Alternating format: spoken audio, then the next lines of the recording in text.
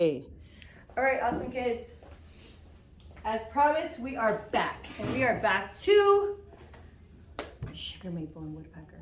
Okay, we are going to dive in deeper. And this time we're only going to focus on the parts that are highlighted. Okay, thank you for doing that. I think it's paragraph 1 through 6. Now, we didn't have clear paragraphs. There were some that's just a lot of dialogue in the middle, but you have blue lines dividing because in this time, number one, we want to refresh our memories. Even though last time we left and you guys told me you felt so confident, I'm so happy for that in your comprehension. We still want to make sure that we read on what we're trying to focus on. So you're each going to read a part. So you will read the first part, Samuel, you read the next part, and then you will read the next part. And although this isn't me looking at you or grading you on your fluency, which is of course your expression, your tone, your accuracy, I always want you to do your best. So just read it as smooth as you can. If you see an exclamation mark, give me a little bit of expression. If it's smooth, that's fine. But that's gonna help with our comprehension. Guys, understand something really important, and this is true to even me, because you know how I'm obsessed, right? I love reading different books. The more you get into it, the more you like a story, the more you're going to understand and comprehend it, because you're going to look at it differently. You're not going to look at it like, this is so boring. You're going to be like, ooh, and you're just never going to forget. It's going to help you answer questions, summarize, all of that jazz, okay? We are going to have some focused questions that I have for you, okay? But we'll have a little bit of dialogue at first. I am following along here, so if you see me looking at my screen, I'm following with you, okay? Are you ready? Nice and loud, my friend. Sugar maple was a tall, beautiful tree. He reigns over the forest like a generous king.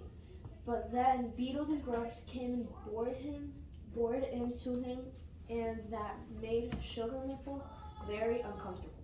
Sugar maple could not do anything to get rid of these insects. Very good, very good. Go ahead. Help me, Sugar Maple said.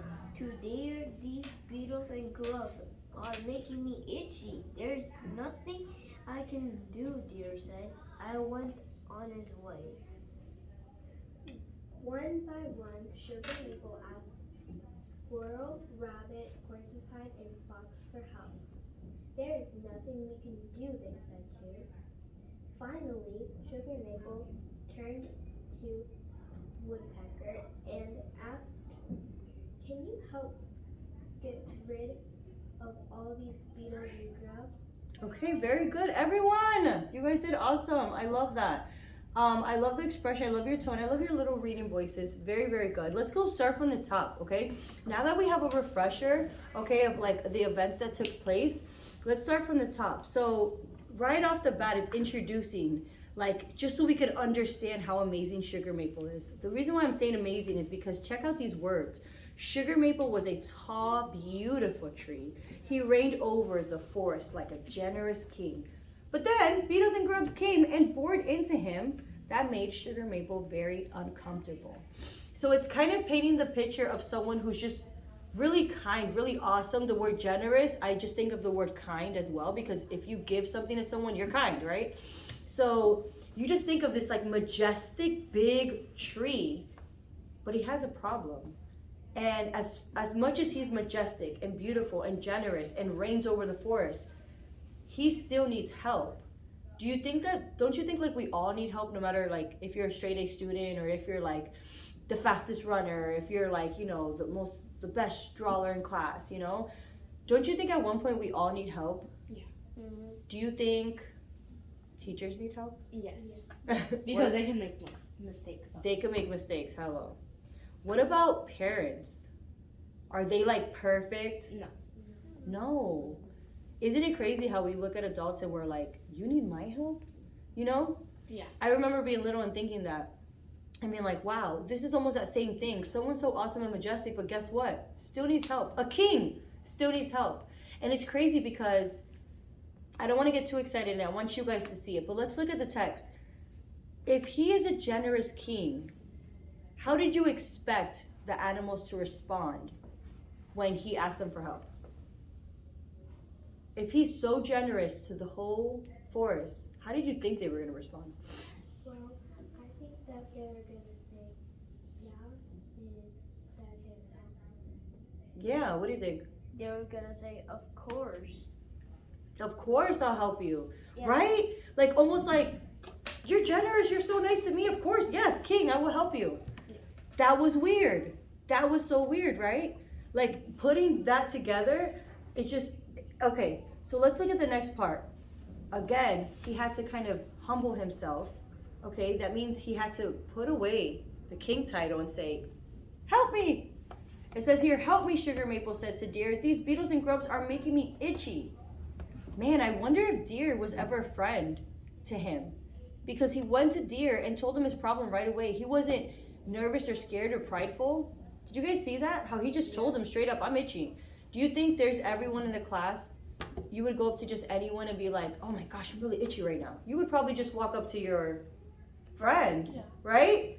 Like, you're not just gonna tell any person that you barely talk to, hey man, I'm itchy right now. Like, you're not gonna do that. Yeah, they might not even. They might not know you or care, be like, okay, weirdo. Yeah. But you're gonna go up to your friend who will never judge you and be like, girl, I'm itchy right now. Well, how about Do I got a mosquito bite? Can you check for me? You know, like, so this is so crazy because it says, the deer says there's nothing I can do and went on its way. Didn't even try.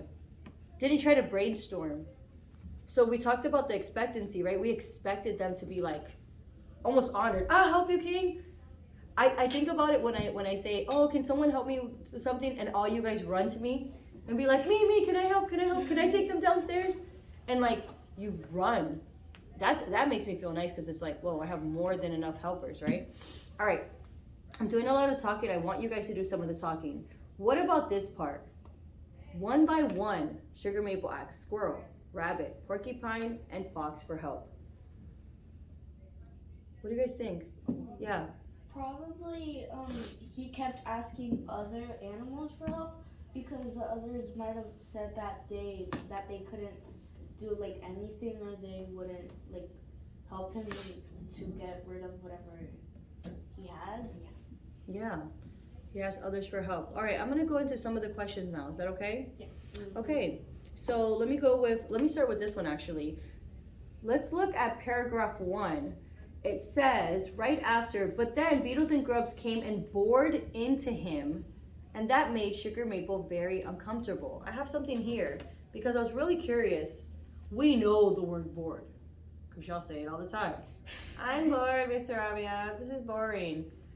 But that's not how that was used, was it? How was it used? Yeah.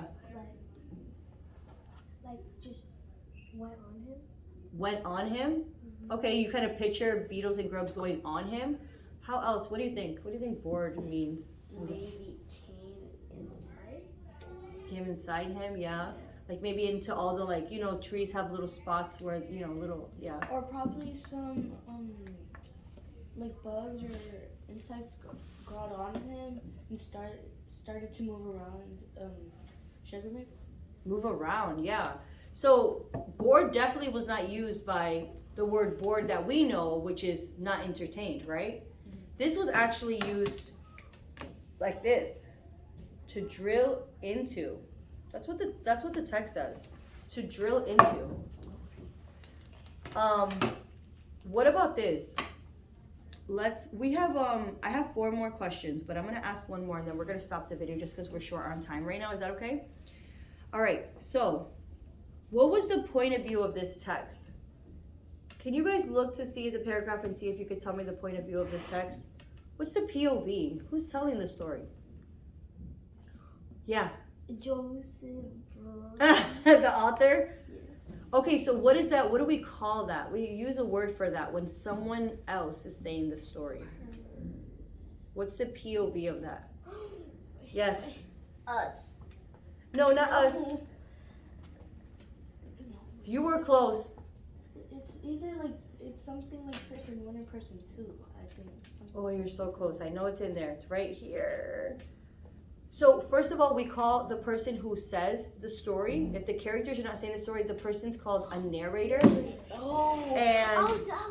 And yes, and it is third person. I'm so sorry we have to cut this short. Okay, we're gonna meet again. Okay.